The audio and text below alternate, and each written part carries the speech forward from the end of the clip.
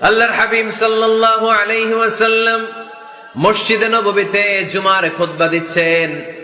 খুতবা চলাকালীন সময়ে এক সাহাবী এসে মসজিদের মধ্যে বসে পড়লেন। আল্লাহর হাবিব সাল্লাল্লাহু আলাইহি ওয়াসাল্লাম সাহাবীরে বললেন, দাঁড়াও। সাহাবী দাঁড়ালেন। আল্লাহর নবী জিজ্ঞেস করলেন, কেন বসে বললা? 2 রাকাত পড়ছো নাকি? সাহাবী বলে, পড়ি নাই। বিশ্বনবী বললেন, তাহলে তাড়াতাড়ি 2 রাকাত নামাজ পড়ে বসে যাও। সুবহানাল্লাহ পড়েন। 2 রাকাত পড়ো নাই তো পড়ো, দাঁড়াও, তারপরে বসো। দেখেন, খুতবা চলাকালীন সময়ে আমাদের খতিবরা কখনো খুতবা থামায়? কথা বুঝেন নাই? জুমার খুতবা আপনারা শোনেন না? খুতবা চলতেছে, ওই মুহূর্তে ইমাম সাহেবরা কখনো খুতবা থামায়?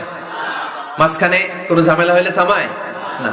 প্রথম খুতবা শেষ, বসে, তারপরে দ্বিতীয় খুতবা। খুতবা মাঝখানে কোনো থামাথামি নাই। কিন্তু আল্লাহর হাবিব সাল্লাল্লাহু আলাইহি সাল্লাম কেমন খতিব ছিলেন দেখেন। আল্লাহর হাবিব সাল্লাল্লাহু আলাইহি সাল্লামের খুতবা দেওয়ার স্টাইল এন্ড অ্যাটিটিউড এবং